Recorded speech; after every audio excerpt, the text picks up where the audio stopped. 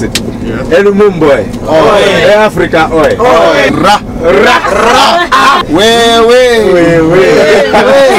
We can't do without that. No. Solution. You're ideally known for that. When there's a Makerere person in the vicinity, you make it known. Yeah.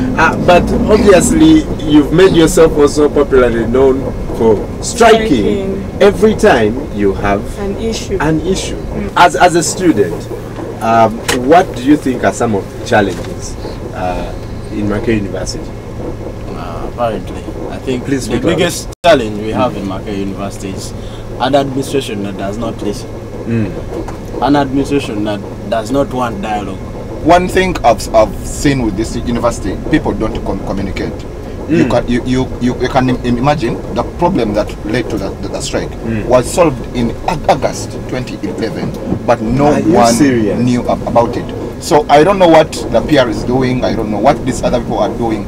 But also, there's this system of every problem to the VC, and I wonder what these other people are doing, like the Dean of Students, the AR, because it seems they're just there, they eat their mayuni, they eat their mogo, and go away with it. So every time that there is a strike, a person tells you, we want the barrier out, we want this one out. Abantu abasinga balabye NTV oba even other stations, balaba mwekalakasa sente. Why were you striking just yesterday? The first thing was the internship fee, because when that lot of 2009 2010 that class, when they were admitted, they're supposed to pay 100,000 per semester for internship, of which when they reach second year, when they go for their attachment, they are given 378. The rest of the money, don't know where it's going. And you look at the money we pay a lot of money. How much do you pay for your course? We pay 980,000. And international students we pay 1.26 million. That's tuition only. And not forgetting that every academic year we pay 1.5. That's international students, because I'm a Kenyan. That's what I pay. That's just tuition. So but when you add it becomes 2.4 M. Yes, the first semester 2.4 million. It does not matter how much money we pay, but then, because not all of it should go to renovation anyway, but there is a functional fee which we pay that is called development fees. Development fees, I don't know what's the use of the development fees. Because we have paid development fees 3 times. If you're in third year, you pay development fee 3 times. But we haven't seen any development. Yes. Brian, for me, I want to take it to the whole level, because strikes in Makerere basically starts right away from the halls, not in the schools and colleges. So I would blame the cause of strike basically on lack of proactiveness in the administration. Earlier this week, we had the Nkrumah and Sibira boys striking over water, and the toilets are so stinky. Yes. And last week, even the VC went there. And besides so. And besides that, you realize that in those halls we have wardens and matrons staying there, and they know these things are there. Why can they act before? Still, going back to the money we pay 20,000 library fees. That means it has to cater for most of the services we get. First of all, the services we get are too harsh. The materials are not there. I wonder why I would get a handout from my lecturer expressing that I have to get particular books to read. But when I reach there, none of the books is available. In the library. So I would wonder why a university, of recent we've been rated, I think 7th? I don't know what criteria they used to rate the university. Because if they were rating the university academically, Makerere would not give it 100, because we do not have reading material. You have a challenge of, I don't know if you're the ones who give the challenge or the lecturers give you the challenge. At the end of the day, they will ask for sexual favors to give you marks, or you're given marks. One of you goes to the other, and we are trying to establish who.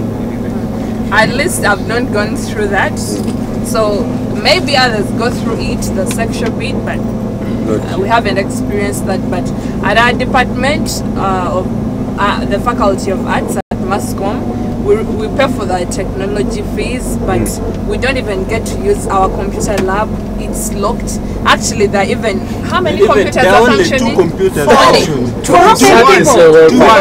over It's one internet. Yeah, for a whole class. We had an opportunity to talk to Mr. Mukasa Midi. He's the chief legal officer at the Democratic Party, but he's also a lawyer and also doubled as a former guild president of Makerere University. This is what he had to say about the looming strikes, the continuous strikes, why something is never solved at the university. Take a look at this.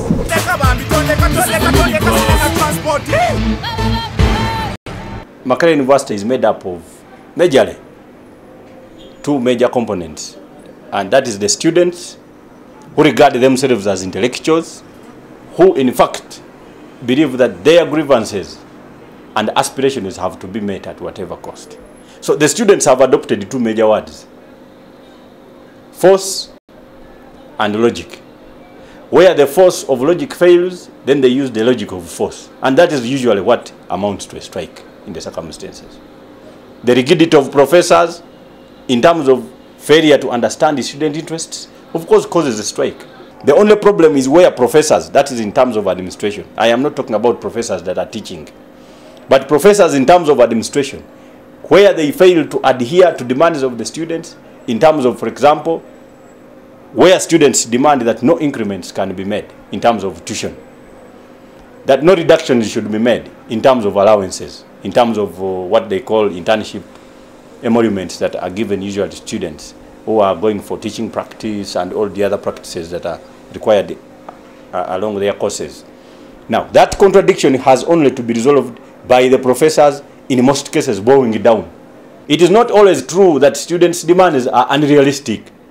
It is always proper that you listen to them, however useless. I remember there was a time when a rule of the university was being implemented, that beyond 9 o'clock in the night, no opposite sex should be expected in a hall of residence.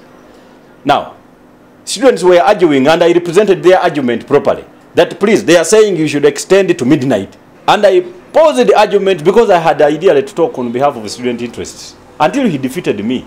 He told me that, Mr. Mbide, I have told you that this rule that we are implementing is the best, that by 9 o'clock, male students should have left female student halls.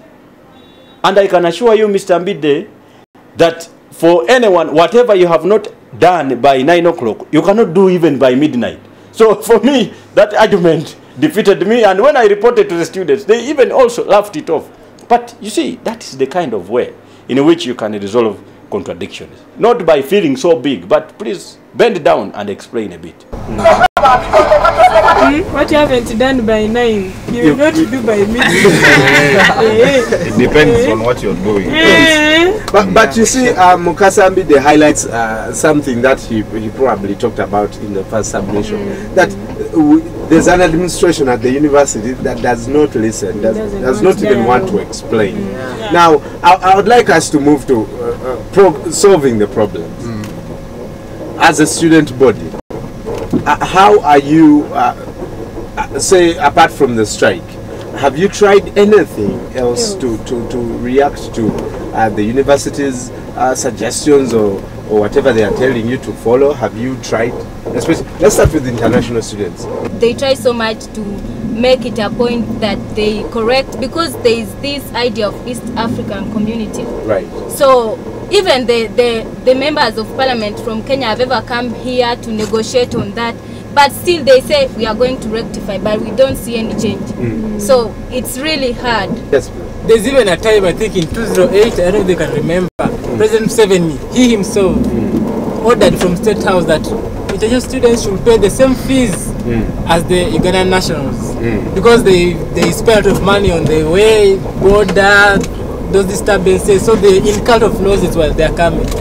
And he said that Makerere University, all public universities, the 5 public universities, should apply the same fees to every student. I think he's reacting to you. I have to react to that, because basically it is very hard to pay the same fees with the locals, the Ugandans, even in developed countries. Even in Kenya, even when you go to you won't pay the same amount. In Kenya, the Ugandans pay the same in money. Kenya, what they do, universities, they say East Africans, they pay the same fee with the Kenyans. It's on record, you can check that. It's not East applicable. Africans, no, It's not East applicable. Africans pay the same money. That's Uganda, Okay. Kenya, Tanzania, Burundi, Rwanda, Southern So Sudan. the Ugandans the in same. the country pay the same. No, if you're not a member of the East African communities, You then you don't. pay higher. Okay. But for Uganda, they treat us as By international the, students. by the mere fact that they'll be It paying in doesn't. Kenyan shillings to be more, more, because yeah. Ugandan currency is less. Okay, let's get to the Ugandan students. Okay. The tuition is obviously going up. Yeah. You cannot cry any more louder than the international students Yes. because they are paying Can't. Higher. Four they're paying times. higher. However, I guess as the nationals we should pay even very less. Yes, by the Very less. Home Why? advantage, home advantage. Home advantage. You have a guild president. Yeah. You have a guild council. Yeah. Have they done anything to address the problems that you have? Yeah, I think from that day I arrived here, I think the last guild president, that's Mr. Onekari, he has done a lot, Right. because I've been working with him. He goes there, he risks his life, he tells you what is happening inside there, but you can hear from the recordings that he has always had a struggle with the university administration.